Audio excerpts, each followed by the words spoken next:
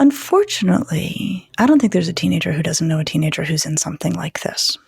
What? Episode 140. Can I talk my teen out of a toxic romance? Oh, teens. Why are relationships for teenagers so much more intense than at any other age? Yeah, right. Well, there is that kind of amped up nature of adolescent emotions. I think there's also the novelty piece, right? That I think, people talk about like their first love, right? Or their first heartbreak. Maybe there's something inoculating. Like when you've had your heart broken, having it broken a second time maybe isn't as bad. But I think there's something about the newness. What do you think, Reena? Yeah, no, I think when you're experiencing it for the first time, I also imagine your hormones and everything amplified, as you often tell us. Things can be intense. But we got this letter talking about a toxic romance, which is something I always often think about with teens, but it's really interesting. I'm going to read you this letter. Dear Dr. Lisa and Reena, what do you do when your teen is in a bad relationship that they can't seem to get away from? It wasn't until our daughter broke up with her boyfriend about a year ago that she told me about all the terrible things he was doing and saying to her. He was controlling what she wore, who she saw, her friendships, and more. And he told her she was worthless, that she's disgusting, and more. We had no idea this was going on. Since the breakup, she does go through periods of time where she wants to get back together with him, starts talking to him again, and even seeing him. Her dad and I and all her friends support her as much as we can by telling her she's worth more, she deserves better, he's a bad guy, etc. She knows it's all true, but for some reason she keeps going back, and it breaks my heart to see her doing this. The more I give her the mom speech about how much better she deserves, the more she clams up and stops talking to me about it. I'm afraid of pushing her away, but I'm also afraid about what this is doing to her self-worth, about the bad associations she may be making of what love looks and feels like. Is there anything I can or should be doing, or do I have to let her figure this one out on her own? Thank you. What incredible questions. I got to ask you from the onset, how concerned should this mom be? Very, very. Right. I mean, This is, we were talking a couple episodes ago about things that are on fire. This is really worrisome. So let's start with what to be really worried about and what to do. Minimally, obviously, we have psychological abuse. This is a psychologically abusive relationship. There's controlling, there's degrading, there's horrible stuff happening. That is concerning in its own right. What gets me very anxious, and I don't get anxious all that easily, is the possible of physical danger. And here's the thing, Reena. Not every relationship that is psychologically abusive goes on to be physically dangerous. I think every relationship that turns out to be physically dangerous starts with psychological abuse. Wow. So hold on a second. What is psychological abuse? Can you define it? Can you show us what it looks like? There's things that we see that are patterns in abusive relationships. And a lot of them are described here, where there's, controlling what she wears, controlling sometimes who people talk to. Gaslighting is a term teenagers use a lot, like not being honest about one's part in things, not, messing with reality. And then there's, telling her she's disgusting, telling her she's no good. So these are, elements of a pattern of psychological abuse. And what we know is that in relationships that go on to be violent, which is, for me, the concern I actually want us to address right out of the gate on this one, you see this as part of the pattern, right? That it starts with psychological abuse and it can become violent. And so on this one, what I would actually want any parent who's listening to do, if you're like, whoa, this is all feeling like familiar or possible, there are a couple of resources I want you to actually go check out and really spend some time with. So one is the National Domestic Violence Hotline. You can call it, you can get advice, you can say, here's what we're seeing, what do we need to do to make sure that my kid is safe? And, the reality is these things happen in patterns, and so you want to talk to experts. The other reality is often when people leave the relationship, that's when they're the most at risk of violence. And so, people really want to work with experts on this. The other resource I want people to have at their fingertips is a website called joinonelove.org. And Reena, do you remember, it actually was more than 10 years ago, there was a young woman named Yardley Love who was a lacrosse player for UVA. Yes. Do you remember this? Okay. Yes, I do remember that story. I covered it. Yeah. Okay, so she was murdered by her boyfriend, her ex-boyfriend, who was another lacrosse player at UVA, and he's in jail. But her family started an organization called One Love to try to have this never happen to anybody else's kid again. And it's a really excellent website with a ton of information about toxic relationships, about what to look for, and again, how to keep oneself physically safe, how to get out of these relationships in a way that is safe, how to watch out for these relationships. So we can get into the details of this young woman and the psychological aspects of what she's going through and what her family's trying to help her with, but only having done what I wanted to do, which is like safety first, safety first, safety first, right? I mean, that's what I say all the time. And there's incredible resources to help families keep their kids safe. So help me understand, why does this girl keep going back to him? Why do people do that? Yeah, right? I mean, and I'm sure the parent is as boggled as anyone, right? Like she said, like all this terrible stuff was happening. So I think it's always complicated. There's never one pattern that's the same for every single situation. But, another way we could also ask this is like, how do you even get into a relationship like this in the first place? Like, how does somebody even find themselves? And the fact of the matter is, Reena, it's not always bad. That there can be elements, and especially sometimes at the start of these toxic relationships, where it comes out of the gate really fast, that the person who like I'm just going to invent this about this relationship. Maybe this guy was like, oh my God, you're amazing. You're the best person ever. You're so fascinating. Let's spend all of our time together. That kind of instant, super fast closeness is also actually often a worrisome sign. But it feels good, right? It can feel good. So people find themselves getting in sometimes very, very deep to something that takes a turn. And so then you're like, okay, but well, if it takes the turn, why don't they, get out of the relationship at that turn? Few different reasons. One is they might be scared for their safety. That's actually a legit concern. And that's why I want people to know about all the safety resources. Another reason is that often there can be an undoing process where the person who's being abusive is like, oh my God, I'm so sorry. You didn't deserve that. You're the greatest. You're the greatest. So there can be this very confusing and entrapping, it's bad except for when it's wonderful. And the person who's being both abusive and also incredibly kind and lovely and fun and terrific, treats those as though they're canceling out. And so then the person on the receiving end can think, I don't know, maybe these do cancel out. That person's acting like they cancel out. But the bottom line is smart people find themselves stuck in relationships that they don't want to be in. And it happens all the time. And the most important thing is that we just honor the fact that this can happen to somebody and they should never be blamed for it. So Lisa, I want to ask you, this question that they're asking here, is there anything that the parents can do to end this toxic relationship for good? And the mom asks here, I'm sick of giving the mom speech. I don't know that it's working. Should I just let it play out or should I intervene? Don't just let it play out, right? I think this is too scary. This is too potentially dangerous.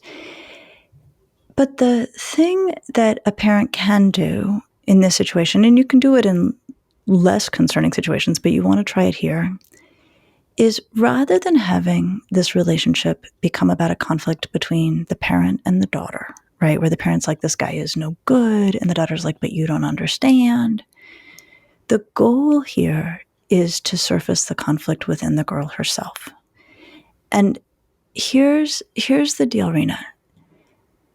What the mom hears about is all the bad stuff, because that's what the girl has shared.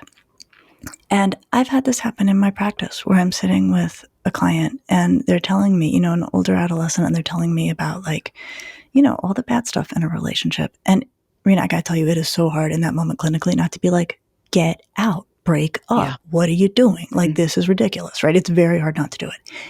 What I do instead is I say, look, you are a smart person. You are telling us about all the stuff that doesn't work.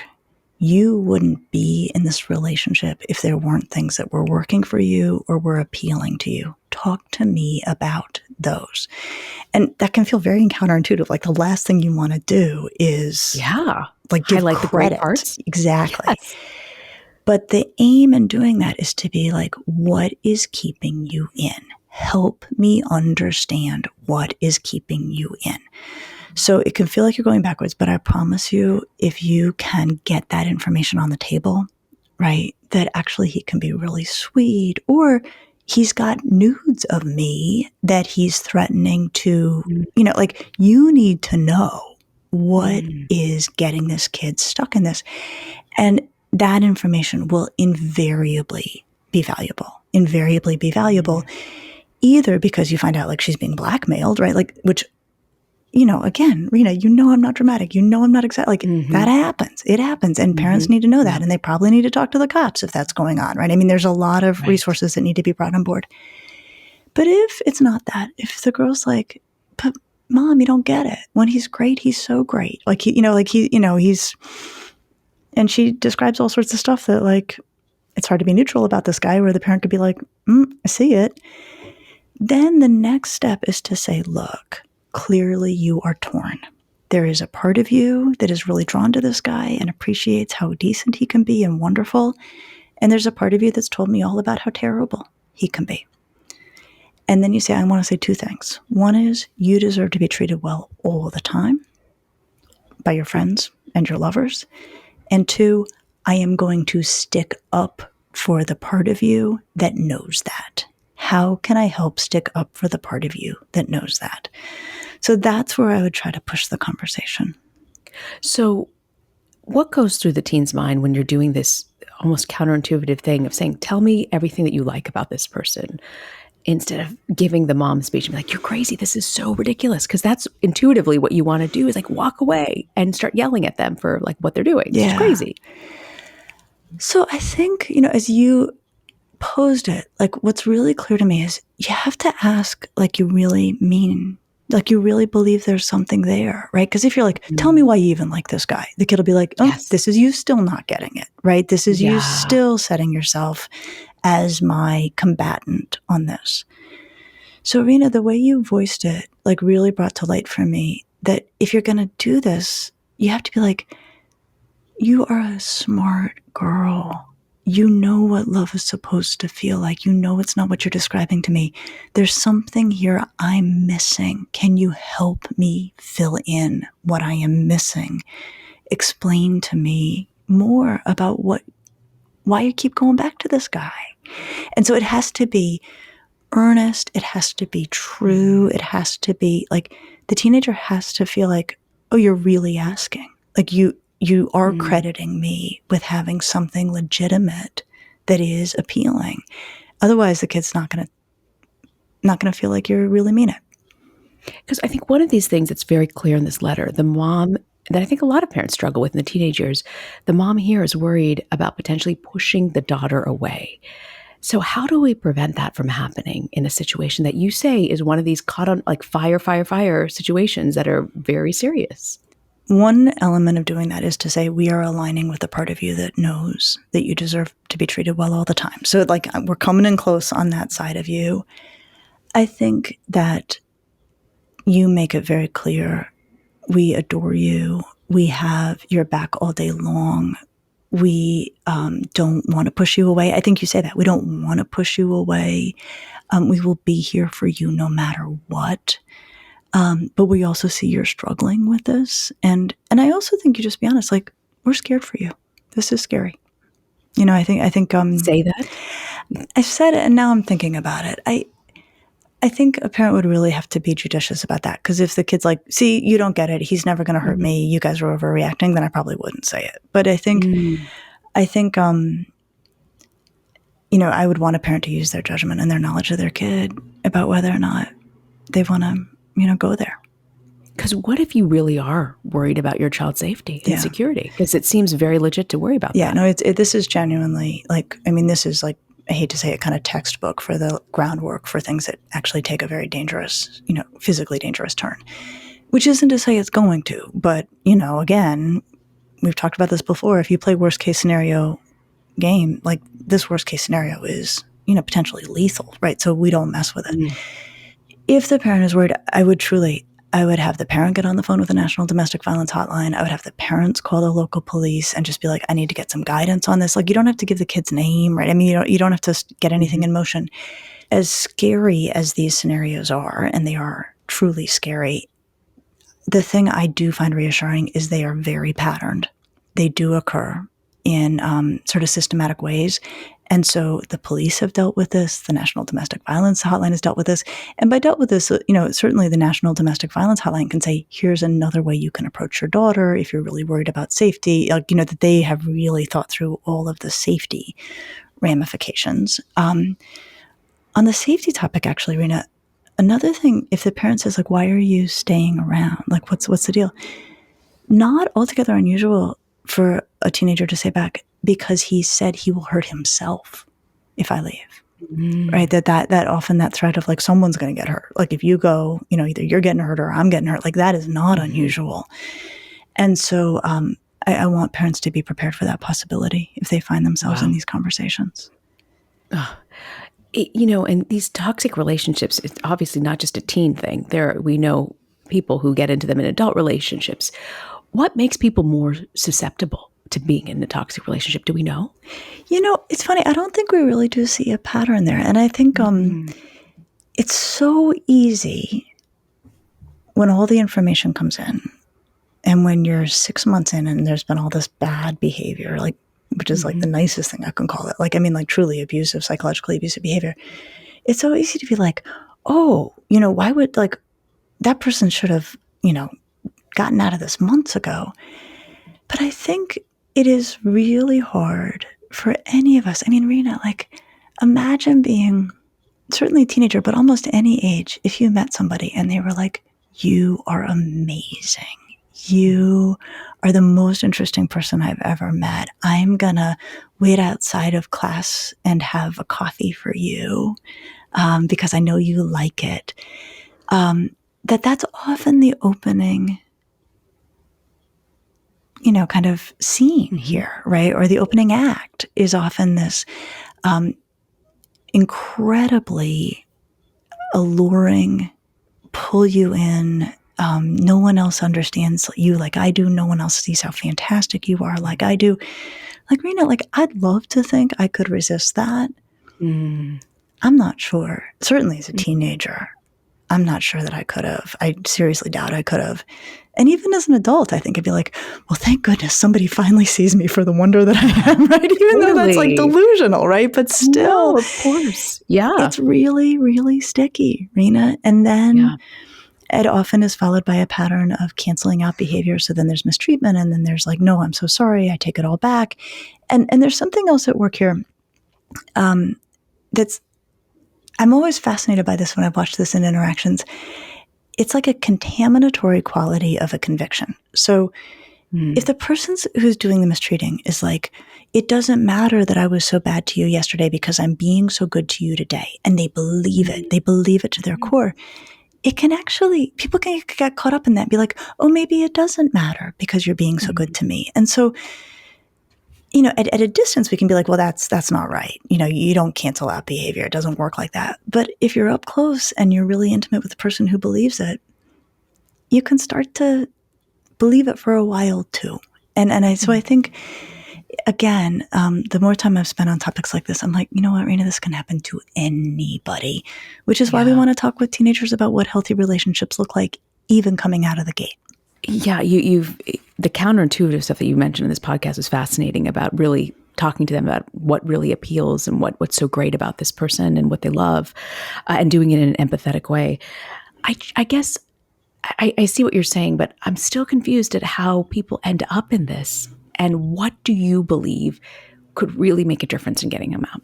Unfortunately, I don't think there's a teenager who doesn't know a teenager who's in something like this. What? Yeah, hopefully not as abusive as this is, but somewhere on that scale. Like, unfortunately, I hear about teenagers in kind of controlling, sometimes demeaning interactions with a romantic partner. And it's not always, the guy mistreating the girl. I mean, this can happen in any configuration of a relationship. Mm-hmm. And so what I would encourage parents to do, having listened to this episode, is say to their teenager, so I was listening to a really interesting episode. It was talking about people being controlling and degrading in their partnerships. Have you heard of anything like this? And I promise you, if you keep it at a distance, right, so you're not asking your kid directly, you're asking about other kids, I have a very strong sense that most kids will be like, oh yeah, like Billy's been in something like that since 9th grade, like this girl, and then start asking, start talking, be like, what do you know? How did he find himself stuck in that? Like, I mean, really unpack it.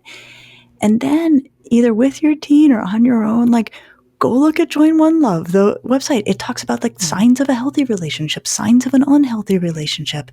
So spend some time, but get the opening first by asking the teen if they know about this, because believe me, I hate to say it, they almost certainly will. And then use that as a conversation starter about like, what are the kinds of things that if you saw them early in a relationship, you should be more worried than you thought you should be? And what do we want to see in relationships? And what do healthy relationships look like? Like really, roll up your sleeves and have that conversation. I say this a lot on the episodes that we do, but you keep talking about how it's so important to have the conversation before you really need to have the conversation, and why just putting it on the table, they're still listening to you and it'll resonate or settle in at some point. It will. And especially if they can have the conversation about some other kid, right? I mean, because if you need to have the conversation, you're having it about your kid. So it is already so hot to the touch, right? I mean, this poor mom feels like she can hardly bring it up without potentially damaging her relationship with her daughter. Yeah. You are in such better shape when you're talking about that kid over there and worries about that kid over there, because your kid's not in the hot seat. And kids don't do well in the hot seat. Like they want to talk about these things. They want to know what we want to know. The resources that I've mentioned are fantastic. They're actually very aimed at teens. They've got an app. They've got all this stuff that's very appropriate. But kids take this stuff seriously, and they get very concerned for their friends. Yeah. Wow. That's so interesting to hear. So as we wrap up here, Lisa, do you have any other advice for this mom who, gosh, this letter was so beautiful. She just raised so many points and so many concerns, and she doesn't want to push her child away, which I think is just so remarkable that she even is honest about that. What would you say to her if you had the chance to talk to her? I mean, I would just say you're right to be concerned, that you're not overreacting here, and educate yourself a lot about these kinds of relationships, about how they can take a very dangerous turn. Use all the free resources that I've mentioned. The stakes here are very, very high, Reena, and so I want this family to have a ton of support as they navigate it. Wow. Fascinating topic. And a topic, toxic romances, we all know people into their adulthood who struggle from this, and you wondering why are they with them? Like, what is there? What's going on? So Lisa, what do you have for us for parenting to go? In situations like this, it's really easy as a parent to honestly feel kind of mad at our kid. Like, why would you put yourself in this position? Like you should know better. We raised you different. And, if that's what a parent's feeling, that's what a parent's feeling. And I want them to find a place where they can vent those feelings, not to their kid. Their kid is in a jam. Their kid is in a corner. Getting mad at them is not going to help. The feeling of the parent is valid, but best not shared with the young person. Find a place to put it so that with your kid you can say, look, you're a smart kid. You found yourself in a very tricky spot. We are here to help. That's all we want to do. We love you. Our job is to take care of you. We're going to figure out how to make that happen. So as much as you might want to be angry, and it's just not the right thing to do, that this is a moment, it's so heated that you've just got to appeal to them in an empathetic way. Yep. Find another place for that anger. It will not help the situation with your kid. Thank you, Lisa. I learned so much. As I always do, I want to let everyone know that the resources Lisa talks about, the National Domestic Violence Hotline, and also joinonelove.org will be also in our show notes, so you can get the details on them there as well. Next week, Lisa, speaking of emotions, we're going to be talking about how do I stop riding my kid's emotional roller coaster. I'm looking forward to that one. I've got a lot of questions for you on that one. It'll be a fun one. It will. It absolutely will. I'll see you next week. I'll see you next week.